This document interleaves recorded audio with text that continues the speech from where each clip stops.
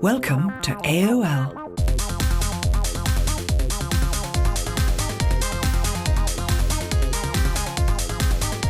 Welcome to AOL Underground. Would you please state your handle and the years you were active on AOL? My handle is Broast, but back then it was Zane. And I suppose I was active not on AOL, but on AIM between, I would say, 1999 and 2010. Nice. When did you first use a computer? At my parents' house, actually, where my dad had worked as an engineer, and he would get computers, for work. And he had a laptop. I think I remember a Windows 3.1 laptop that he had. And I got really interested in computers at that time.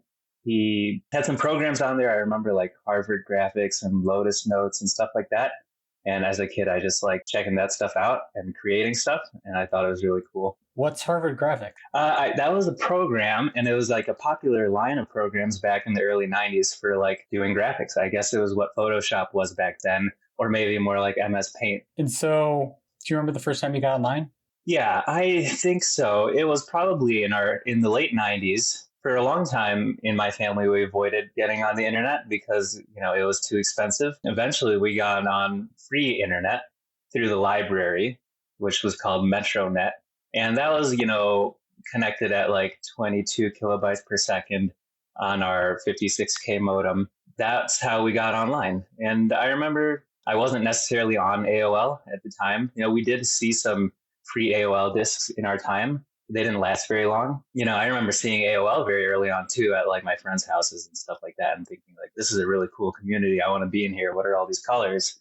When I got on the internet, it didn't really look like that. I had to find my way around. When you got on the internet, it was through MetroNet. I assume the World Wide Web was around. So how did you stumble onto AIM? Well, that just became the popular way to talk to each other. I think amongst like kids at my school, between like starting at elementary school even and going into middle school, we would get on AIM and we would know each other's screen names and we'd message each other. We'd make plans that way and we'd harass each other. It was just the way that we talked to each other.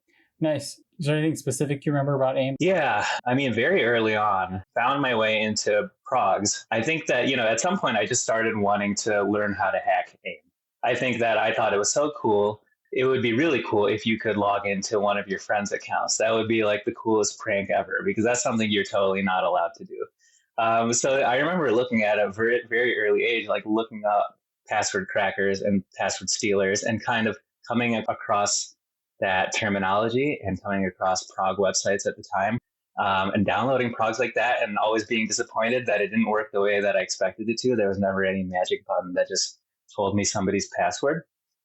But I did find some success in like password stealers that I could put on somebody's computer that would reveal their saved passwords. And then I could read it out to them and that would really freak them out and stuff like that. And, other progs that were cool. I remember like I was into faders and stuff like that, just creating cool effects, things, bots and stuff, things that you wouldn't normally see your classmates do because that's who I was talking to at the time. You found a password stealer you could put in someone's computer and what, did it email you the password or how did it work? Well, it was kind of like you're just there on their computer. They step out of the room for a second and you load up the program and it shows you what their saved password is, right? Their saved password is like encrypted somewhere in the registry. This decrypts it and just shows you on the screen. I remember thinking that was really cool. And I remember that specific password stealer that I used, and I must have been like 12 years old when I used it. It was created by some person called the Loser Killer. I think it was supposed to be pronounced Loser Killer. And it had a note there that that program was written entirely in assembly. I didn't even know what assembly was at the time, but now I know that that's really cool. Wow, that's really interesting. I've not heard of anything for AOL or AIM writing in assembly. Yeah, the Loser Killer. Yep. I wonder if he's out there to this day. Shout out to him for getting me started. Right. So do you know who it was written by, or is this called Loser Killer? By the Loser Killer? No, that was the author was the Loser Killer. I don't know what the name of the password stealer was. Probably just password stealer.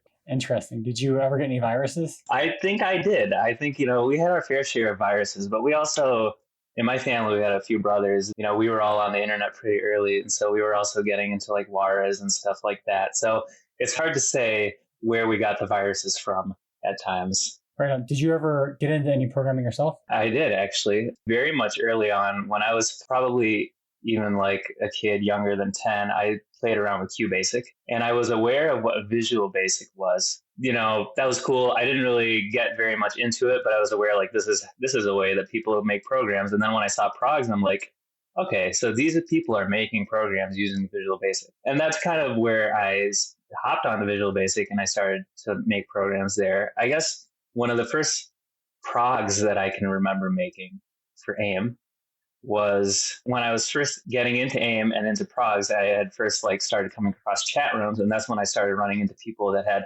4-character screen names and 3-character screen names, which I thought was that blew my mind seeing stuff like that. I mean, let alone 3-character screen names. I thought 4-character screen names were cool. They didn't even have to be words. They could just be a mashup of characters, numbers. And so I made a program that would scan available 4-character screen names and just basically register them for me. And that was successful. That gave me a bunch of screen names. And that basically started my 4-character bot army at the time, I suppose. That was before I even knew about botting, but I had created all these 4-character screen names. And then when I started learning about cloners and stuff like that I started seeing the community using, I started getting into that too. So what's a cloner? A cloner would be basically a program that could just log into a list of screen names. And those screen names, basically, once they're logged in, they're essentially clones of each other, and they're just your bots, and you can command them to do things. You can command them to go into a chat room and run scripts where they're basically running macros, basically making ASCII art or stuff like that. Or you can have them harass people with mass amounts of IMs, or you can deliver malicious payloads in those IMs and try to punt them depending on what version of AIM they're on. That was what you used a cloner for. And so the very popular cloner at the time was Tame Clone. I don't know who originally wrote it, but I remember the credit going to somebody named Biscuit. It was clearly written in Visual Basic. And then so one of my other early programs, as I tried to copy Tame Clone, and I wrote a cloner called Cyclone. And it just basically did the same stuff, but I got to, make it mine. So how did you find the code to write that? Or did you find a bunch of methods and some BAS files, or how did you figure out how to write it? I'm going to have to dig the memory banks for that because, I started learning Basic and QBasic and Visual Basic, and the basic parts of that came to me all right. As far as communicating with AOL, that was a journey because, the first program I mentioned was a registration program, right? That was just a web browser control embedded in the program where the program would send commands to the web browser. So it was just emulating a person in a web browser trying to register screen names. When it came to these cloners and stuff like that a little later, well, as you go deeper into these communities, you talk to the programmers, you search on the internet, because it is pretty well documented, the protocols that AIM and AOL used. And those cloners at the time would use the talk-to protocol. And that was the very easy kind of modern protocol that AIM used after a certain version. And the cloners could use that. And it was easy to set up basically a socket to communicate with that. And they had the cloners, or the community had probably DLLs that helped facilitate that kind of communication. So I remember that kind of stuff being pretty simple and out of the box, actually. You would use talk-to for the cloner, and then you could log into multiple accounts and have them do the same thing? The talk-to protocol wasn't used for all the clients. The official clients, as I'm aware, used what was called the Oscar protocol. That was a little more secure and a little more robust and fully featured, and probably harder to emulate. But I think that they created this talk-to protocol, AIM did. This was probably at the time where the internet, APIs and stuff, were proliferating. And so I think they just wanted to allow people to make third-party clients.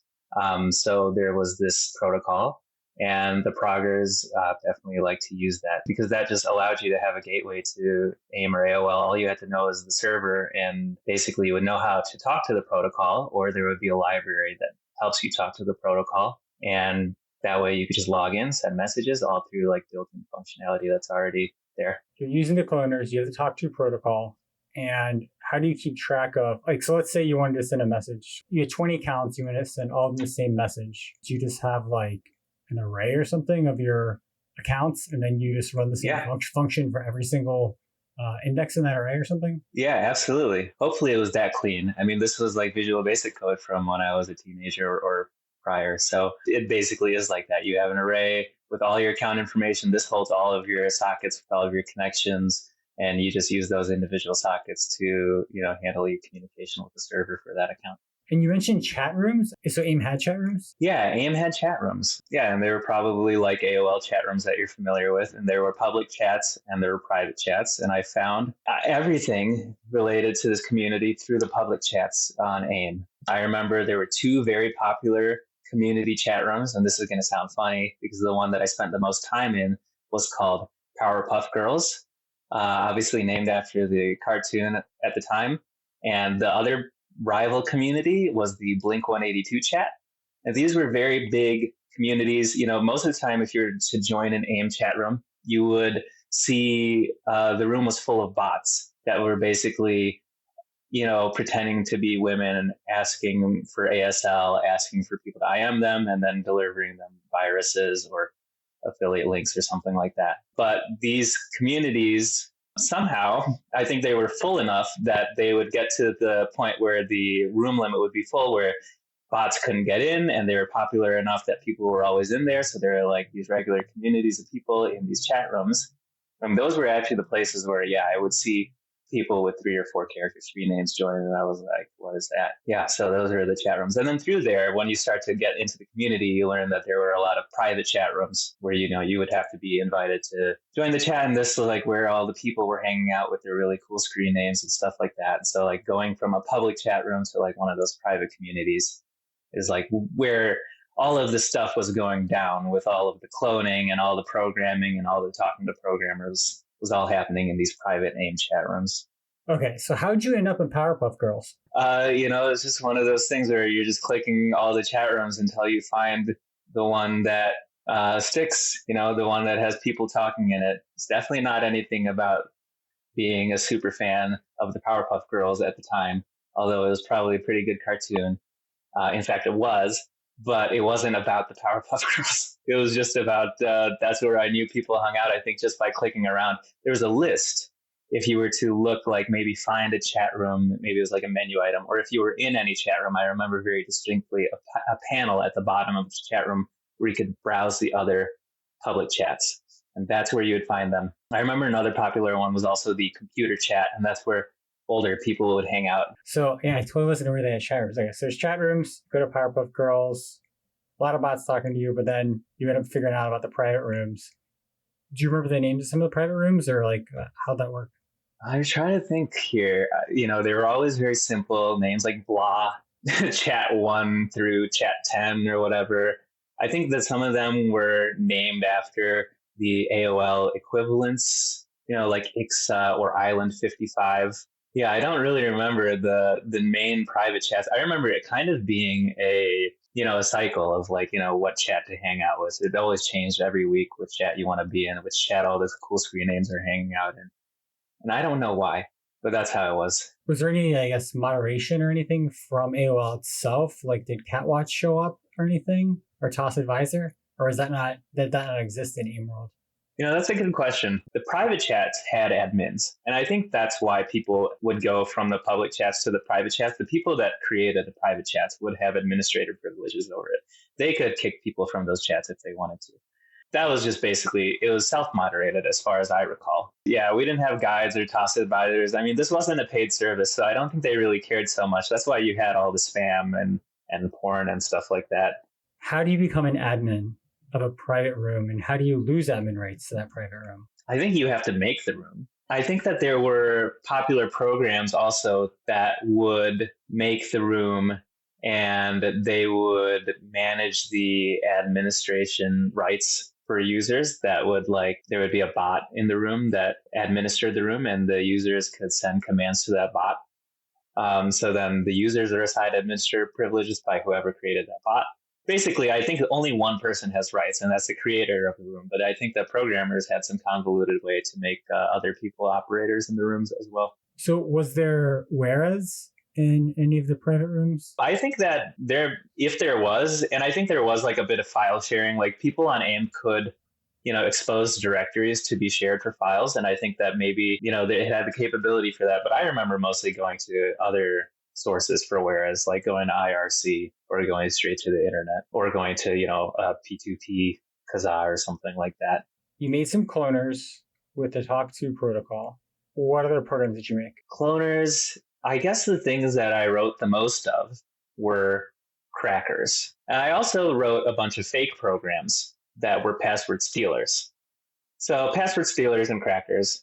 As far as the crackers go, that was probably the most interesting and the most fun in terms of programming for AIM at the time, because it was always, really cool to have a good working cracker that cracked fast, right? That could do a high number of attempts per minute. And so it was hard to write a cracker because these crackers relied on knowing about the authentication mechanisms that are available for AOL and AIM. Those authentication mechanisms are always changing, and they also have rate limits usually. And so usually when you're going to write a cracker, you have to know about one of these authentication mechanisms and know about its rate limit deeply enough that you can make your cracker achieve a reasonable rate while cracking.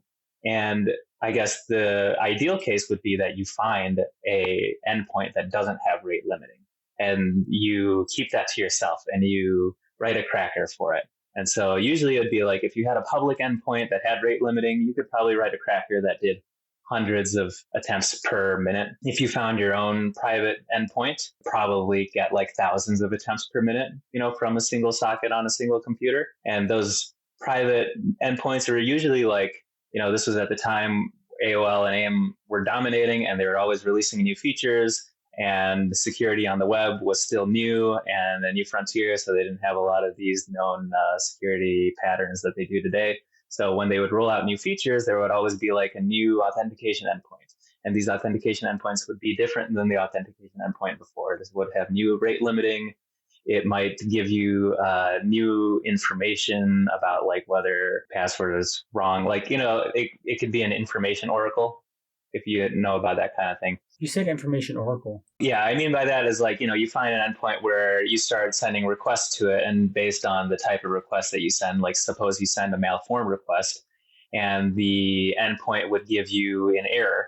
You can tell based on the error something about how the program on the or server on the other end is reacting to your request. To that effect, with a cracker, sometimes you wouldn't necessarily know, it wouldn't necessarily say login successful, or it wouldn't say invalid password. If you hit the rate limit, the protocol would say something else. And so you would use that to your advantage to know whether or not, you can continue your attempts and stuff like that. So these weren't debug messages. These were just the standard response of whatever the API was or whatever. I mean, I was always looking for stuff like that though in AOL's public servers, but I was new to security at the time. So I would always try to deliver some random payload that I find from the internet and see if their website would have a response. It was always my dream to say oh, could I find some sort of injection where I can just read passwords directly out of their database. Now I know that's probably not how it worked at the time. I was also looking for stuff like that, which I never found. But, exploits were a thing. And I did find some exploits. The crackers, which were running on methods, but, you could also find exploits, and you could write programs around them or not, because the exploits usually don't last very long. And exploits usually mean a method on a new AOL endpoint where you could send it some payload or use some series of requests and tamper with the payload in order for it to do something that it's not supposed to do. And usually that would be something like take over a screen name, just completely take it over, or change the email on a screen name or something like that. When you say take over a screen name? Well, as an example, and I would say this is one exploit that I found on my own that was very popular, and a lot of other people found it too, but they didn't find the same payload that I found. And I remember this was a names.aol.com exploit. This happened probably in 2005, where AOL released a new page where you could register screen names in their online interface. There was an exploit there where you could just register over that account, right? So that's one. There was another one that I remember, which was another source of a lot of my screen names, which was when they rolled out account security questions to AOL and AIM accounts. And so at that point, they had a series of web forms where you entered your screen name, then you verified the email that was attached to the screen name, and then you got to the point where you can answer the security question. And basically, it was always, would have to know the email and you would have to know the answer to the security question usually. But there were exploits out there where if you got to the last page and you plugged in a token from a different screen name that you gather from a different instance of the first page, then if you successfully go through resetting one screen name with that tampered token, you're actually resetting the other screen name. And so that's a way to reset passwords on, screen names that don't belong to you. That's kind of similar to, regular pen testing these days, where like you take someone's cookie and then you use it on a different person's account and see if that same cookie works. It's kind of the same thing, right? Yeah, it's interesting. I mean, this is around the time when these vulnerabilities started getting discovered on the web, and they usually come up with better patterns to fix them. But back then, they were rolling things out to production without knowing about these vulnerabilities. I remember that specific one I just explained with the account security question. The vulnerability I just explained with the token swapping or tampering was the version of the vulnerability that everybody else had. But the version of the vulnerability that I had was different, right? For me, I learned that, okay, I can guess that a lot of these screen names are tied to AOL accounts. So I can guess that it has an @AOL email. So that will get me past the first screen. And then I just randomly found that on the last screen where you're answering the security question, it had client-side validation. So you can't send a blank answer. But if you send a blank answer, by avoiding that validation, it accepts it as a correct answer. Any AOL or name screen name that was tied to AOL account, I was able to reset. That was a good week. And then that got shut down. That's great. Oh man, you gotta love the client-side validation. That's hilarious. Yeah. Classic stuff you hear about today, I'm sure.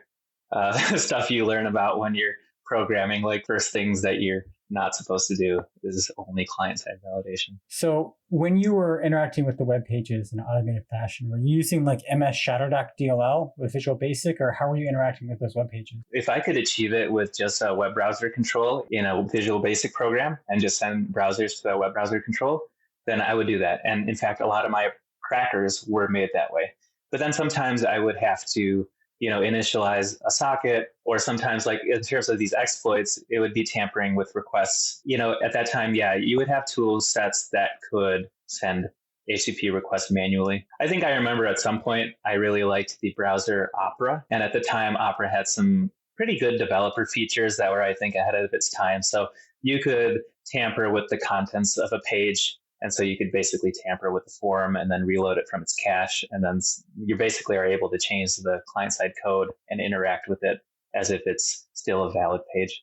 And so I think that's how I did a lot of those things. Going back to the web controls, I remember MS Shadowdock DLL, and you could send the HTTP request a response, and like you could try to do ascend keys, right? But the response might not come back in enough time. So there was a way, like a method you could run that would actually just wait for the page to respond. You could have like a little timer that checked, every 20 milliseconds or whatever, the page finally finished responding. How did you deal with waiting for the page to respond? That sounds interesting. I didn't use that DLL that you've named there. And the way that you describe it, it makes it sound like there's an invisible instance of a web browser, or maybe a visible instance of a whole web browser somewhere, and that this program is interacting with it that way. In the way that I described it, it's actually a embedded web browser inside the program. There were ActiveX controls. Windows provided a lot of ActiveX controls, which were basically controls that you could insert into your Visual Basic programs. And there was an ActiveX control that was basically for the web browser. Like Internet Explorer, you just get that embedded right into your program, and then you can kind of access it,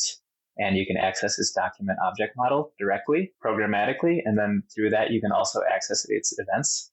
That was one way. And then there was another DLL or OCX ActiveX control I remember called MSINet. If you needed to do requests raw without actually looking at the rendered output.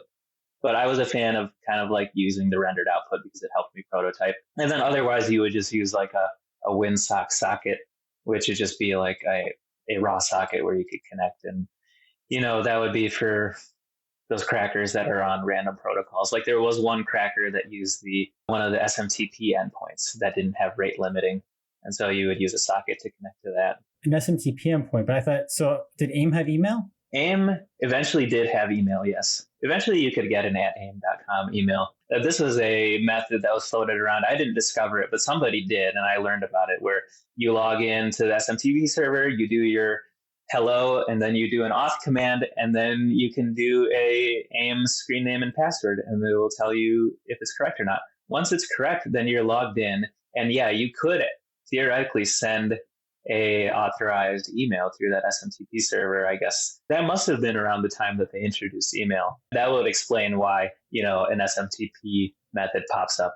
So that one magical week, if someone had AOL email address, you could reset their AIM, but reset both the AIM screen name and the AOL screen name password, or would it be different? I think that they were tied together. I think you're basically resetting them both in one. I can't be too sure about that, but I do remember that I held on to some of those accounts for a long time. So it's not like somebody logged in to the AOL and took them back. It is possible, though, that the AIM screen name has a separate authentication. But, the people on AIM could chat with the people on AOL. So the screen names were shared. Nice. I think at one point they couldn't talk, and then there was a big thing when they finally could talk to each other or something. Right, yeah. That might have been before my time. It was interesting because, when I got into it, I was just into AIM. AOL was always this big mystery to me. I always knew when I was in these chat rooms that all these other people came from AOL, the people with the really cool screen names. And they would talk about these types of hacks I've never heard of, like FDO and stuff like that. And I was like, wow, this is that's like the end game right there. I want to be as cool as those AOL people. And I never got to be as cool as them because I didn't really get on AOL, but I did steal a lot of their screen names. That's funny. So how did you steal their screen names? Well, I mean, through exploits like this and like crackers and stuff like that. I think that, I'll just touch on one of my more famous crackers. People bring it up sometimes. And that is I wrote basically a very naive botnet. Was basically like a Visual Basic client that would be on people's computers that would connect to through a web browser control to a PHP server over HTTP. And from there, it would basically receive commands that I had put out there. Through that, which I had infected probably like almost 100 people, I would say. And I used this to power a distributed cracker. So what it would do is it would basically take a password list, a really massive password list, and it would have it chunked out. And like these clients would have these password lists, and it would basically, crack across these different computers to basically try to do as many attempts per minute and try to avoid rate limiting that was specifically per IP and stuff like that. And so through that, I was able to achieve a lot of attempts per minute, in the tens of thousands or, maybe even 100,000, which was cool at the time. I thought that the way I built it was really hacky, but I was always really proud of that. Okay. I have a lot of questions here. Okay. So how did you, infect that many people? Well, as I mentioned earlier, that I would make a lot of fake programs. And so I would make fake programs. And I mean, this is kind of shameful, but I was like experimenting on the internet at the time. And I would make things that look like attractive AIM progs, put them out on a public website, and they would be a fake interface that would make it look like it was something that was supposed to do something, but is broken and it doesn't work anymore. But it secretly was infecting them. That was basically it. And the infection was basically that it copied an exe, and the exe would basically run invisibly. And I think like my secret sauce was the web browser control, because no virus scanner or firewall was stopping these requests to websites through the web browser control, because it just looked like a web browser. That's how it would basically receive and send commands. You could hide the window, right? But you could still be doing stuff in the background, right? Right, yeah. Yeah, stuff like that. So did you create like somewhat convincing interfaces to your fake programs? Yes, but that was always a fun part for me because I loved creating interfaces. That was probably the main thing that when I first got into progs was admiring interfaces and seeing like the graphics and the colors and all that stuff is so beautiful that I want to make my own. When I explained, like I mentioned earlier, that I made like a cloner that looked that did exactly what TameClone did, I was so proud of it because I always thought it looked so much prettier, So I was competitive about my interfaces. So I always tried to do cool, innovative things with the interfaces. So I would spend a lot of time making these fake programs, make it look like they're trying to do something, look like there's a lot of information there and a lot of work put into them. And it was just an art form and a hobby for me, like creating interfaces. So I would like spend time in Photoshop because, for a while there, people got to know that there were crackers out there called tuna crack, which was my line of crackers. And so if they wanted some tuna crack, they might end up with a fake version. And so I would have a lot of cool fake cracker interfaces. One time I remember one of my favorite interfaces I built in Flash, but it was through a tool called Zinc that exported your Flash to an executable, and it was able to communicate with programs through DLLs. So I created a DLL, but it didn't really do anything. That was another interesting. It looked really cool because it had sweet animations. That's nuts. You didn't blow my mind right now. I was thinking about it. Yeah, I really wish I had a recording of that stuff, because I would love to see the way that interface looked. And I'm sure there's screenshots of some of those other interfaces, but yeah, that was a lot of fun. And that was like, how I got into graphics on the web, which is how I got into the art for this podcast. Yeah, for those of you that don't know, Broast created the artwork for the podcast. So we definitely thank him for that. Lamb Gold had the original idea for the interface, and then Broast took it in a whole other direction. Absolutely. And that was a lot of fun too. That's just to say, like, this stuff really shaped my life in a lot of ways, At some point, I guess you got off of AIM. AIM it went through a lot of changes. There were new versions coming out. It was getting less interesting, it being not as fun anymore. And then obviously there's a little bit of like the growing up aspect to it. I mean, this was a lot of stuff that occupied a lot of my teenage years. But then I had to focus on school and go to college and stuff like that. It was kind of naturally just kind of fell off of it. There's still communication with the community, right? Because a lot of the stuff on AIM, is not just making progs and stuff. You make a lot of friends on there in these chat rooms, and a lot of these relationships like last for a lot of years. And in those times, you find people in places that are not on AIM. So you kind of stay connected to the community that way. I was on the Digital Gangster forums from like 2006 to 2010 as well, which if you're not familiar, a lot of the AOL and AIM people were there as well. And so I think, around 2010 is when I started focusing on my life in school and stuff like that. And so that's basically how I fell off, or at least put it on the back burner. I continued to always be interested in computers and hacking and stuff like that. So that was always kind of like my hobby. So going back to the botnet. Okay. You said you uploaded commands somewhere, like they all interacted. Was it with an HTTP server? Or so how did you give new commands to the botnet? Where were those stored? What did they talk to? It was a website. I created a web interface, and that's how I would issue the commands. The bots would basically query this website and a specific PHP endpoint that's basically like, what's my next command? Or here's my result from the last command. And the PHP server would basically store that. And so I had a front end to that, and it was called Clockworks because I thought it was clever, because it was like the bots always just pulled every minute or something like that. So that's why I called it Clockworks. That's how it was. You logged on as the admin, you would see how many bots were pinging, and you would be able to just send commands there. And the commands basically just resembled like a lot of what you would see in a Trojan. But like one of the first things that you have to do is be able to deliver new binaries, so you could self-upgrade it. Oh, so you would put like a new binary in the startup folder. So would you have like multiple things running at once, and would you like kill off old binaries and things, or what? No, there was only one binary, and if they killed it would be dead. But if I wanted to update it, I could force it to update by downloading a new binary, basically. When you're talking about distributed cracker, you would have a giant list, right, of passwords to go through. You would split it, distribute it amongst the clients, and each of them would run, which would crack that subset of the list. It kind of sounds like you made like Hadoop or something. I really used to think like at the time that I was like, oh, I'm on the forefront. I'm on the forefront of distributed computing. I made the world's first botnet powered password cracker, which I don't even know if that is true, because it seemed like such a simple concept at the time. Interesting. So where did you get your lists? There's just people are just always sending around password lists, and the bigger the better. And basically, you keep your own master password list, and anytime you run into another password list, you download it and you merge it into your own.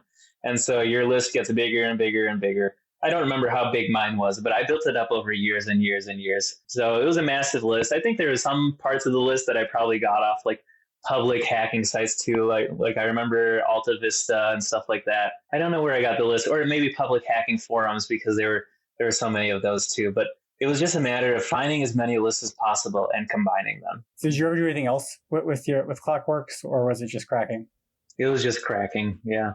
I was so afraid I would get in trouble and stuff that I just always wanted to just retire it quickly as soon as I got the screenshots in of me actually doing it. As soon as you get the evidence. Yeah, exactly.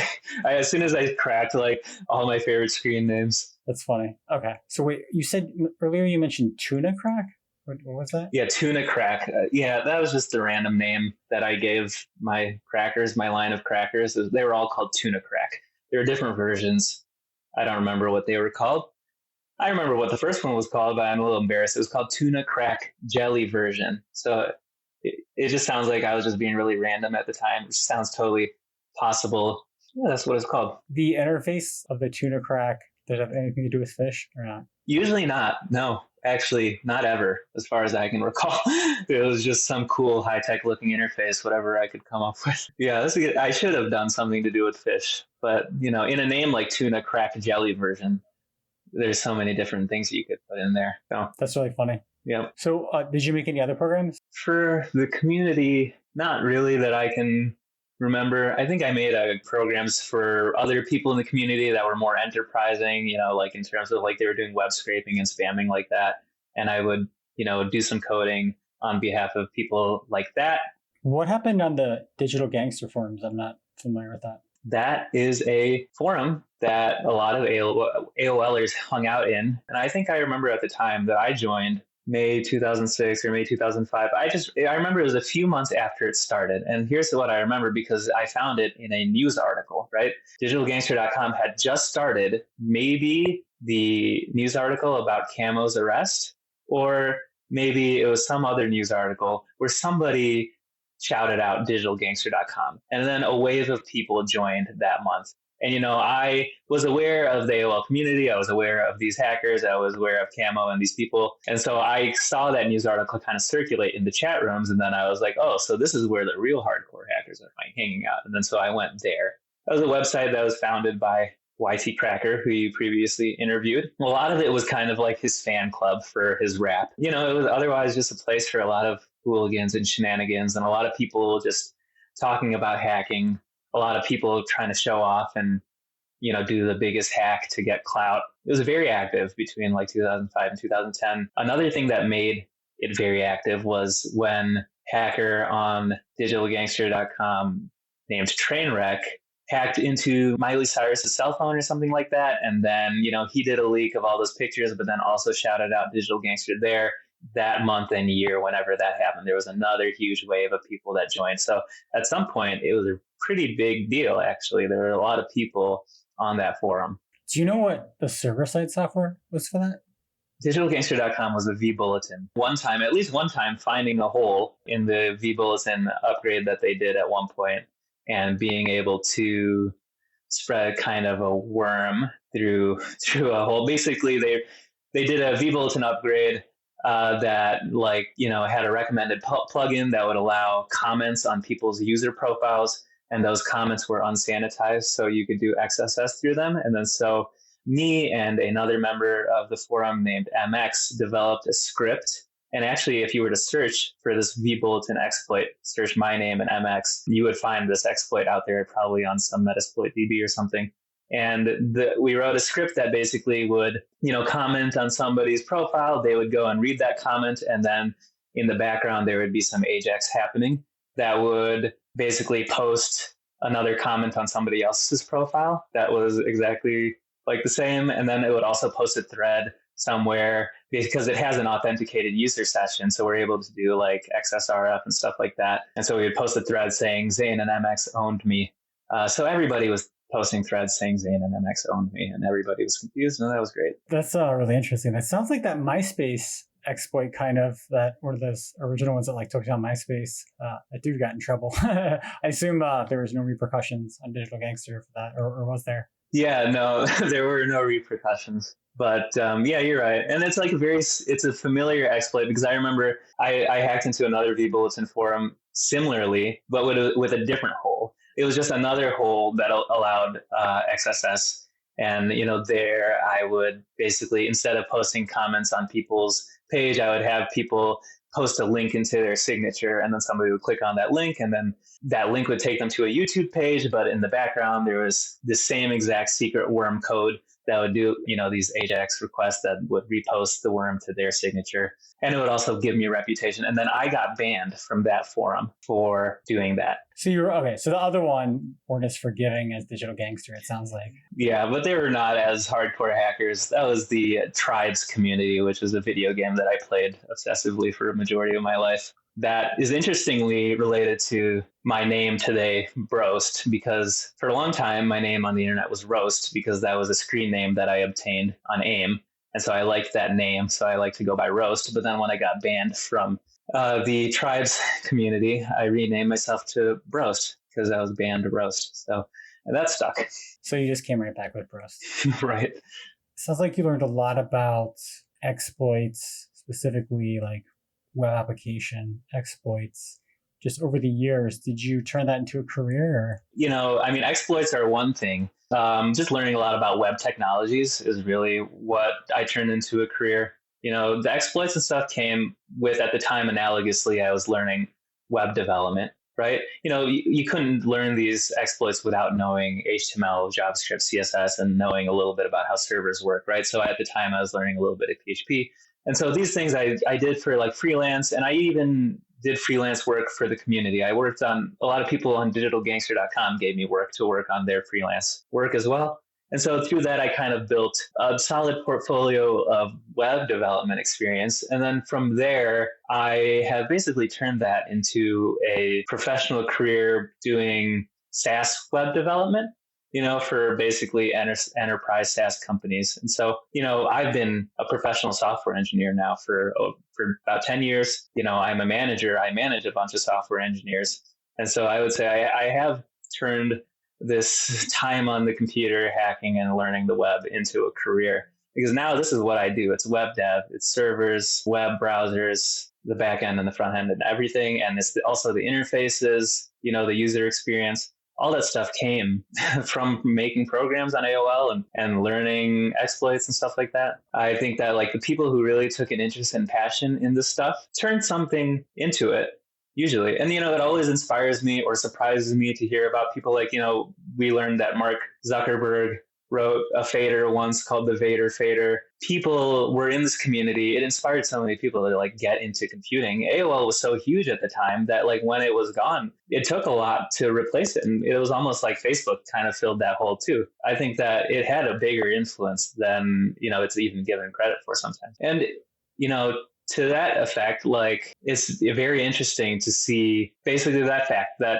these people that, I was once kicking around on the internet and, trying to do sometimes malicious stuff or just trying to like get reputation or clout over each other. Like now we're all very professional people doing inspiring things and, kind of leaders in the world, especially like, with the remote shift ever since COVID, like, this is like the type of communication style that a lot of us have been doing our whole life. Now we're this is coming to our advantage. We have this benefit of all this experience of like how to foster communities, and how to do it over chat, stuff like that. So, aside from just the technical stuff, web dev and stuff like that, there's just a lot that came out of it. Do you remember any other shenanigans on Digital Gangster? Any other specific things to call out?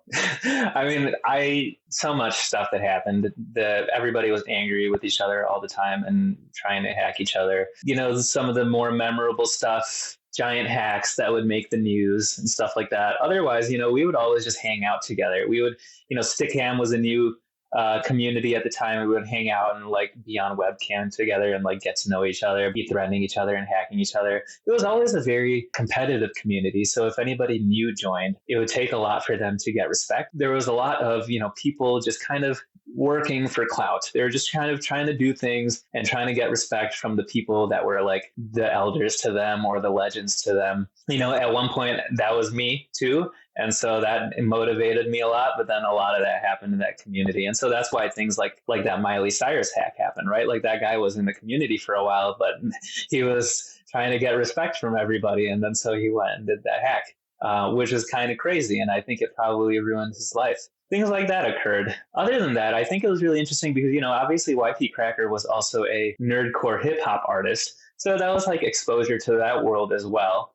Although not a lot of that necessarily went on that forum, but it was kind of like a gateway to that because I got into that and I started trying to make rap songs with my friends too, like nerdy rap songs. And we would make rap songs about the shenanigans that happened on the Digital Gangster forums, basically. Now I feel like these communities have reunited on Discord and stuff like that, but nothing really beats that early internet. I mean, it might just be nostalgia, and it might be all the free time that you had when you're a teenager and stuff like that. Yeah, it certainly gave a lot of people a sense of purpose. I guess another thing I wanted to mention, what was interesting, since you mentioned like how these things translate to my career today, it's really interesting being on the other side of it. And, not that I'm on the security side of things, but just being a web application developer and having to worry about security holes. One thing that I would mention that illustrated this was the Log4Shell vulnerability, which I think was maybe a winter or two ago, that, basically affected so many SaaS applications across the internet, not even SaaS applications, but just so many Java applications that happen to have some connection to the internet because it was just so easy to exploit. And, that kind of thing really opens your eyes like, okay, it's so easy for a 0 day to come out like this, and we have to react within 24 hours. We have all of these public facing services, and we need to analyze and see what's vulnerable, and we need to get them on the latest patch versions, and we need to get this all done before anybody gets into our system. And when we're all done with that, we need to do an audit and see who got into the system and if we're safe. And it's very interesting to be on the other side of that, to feel the urgency, to kind of know who's on the other side, whether it's like professional espionage or maybe it's just some kid who knows there's a 0 day out there and just wants to scan the internet and cause some havoc. Like, I know what it's like to be that kid, and now I know what it's like to be on the other side, and it's interesting. It is just cool to have both perspectives. And, now like, I don't want any kid to log into my system and cause a lot of damage that's going to cause a lot of money. I'm on the side of keeping things secure. It's kind of the same game, like, you're playing the same game, but just on the other side. It's always a race. Was there anything else you wanted to mention today? I don't think so. I think we basically covered everything that I can remember about my whole life, basically, because this all ties together. I'm just so happy and proud that, people that I met back then are still doing amazing things today, still hacking, still getting out there. I'm amazed that at every turn, I'm listening to random podcasts and I'm hearing people that were part of the community show up on those podcasts. And Steve, I've mentioned to you quite a few of these, but there have been even instances that I haven't mentioned. Like somebody on a podcast that I was just listening to, that's just a random podcast, the Jordan Harbinger podcast that I've been listening to for years. And all of a sudden, a guest recently drops digitalgangster.com. And he says he spent a lot of time there. And I go ask the community, who is this guy? And they tell me, oh, that's that guy. Do you remember? I'm like, oh my God, this is getting really weird because it's like everywhere I turn, this is happening. And, I wear that AOL Underground shirt all the time. I go everywhere I go. And this just happened to me just 2 weekends ago at a diner. A cashier was like, I love your shirt. I was on AOL Kids all the time. It's like this kind of stuff rings a bell for people. It strikes a chord. And it was like a big part of people's lives in America, I think, or, around the world. It's really cool to be a part of it. I'm really thankful that you invited me here to talk about this stuff. Awesome. I'm so glad you came. I really appreciate all the deep thoughts looking back and how it's affected us today. And I certainly do run into people all the time. It's really interesting where you just kind of hear things. Do you have any parting words of wisdom? Keep hacking. Hack the planet. Thanks, man. Thanks for coming on today. All right. Thank you. This was great. I had fun. Hack the planet. Hack the planet.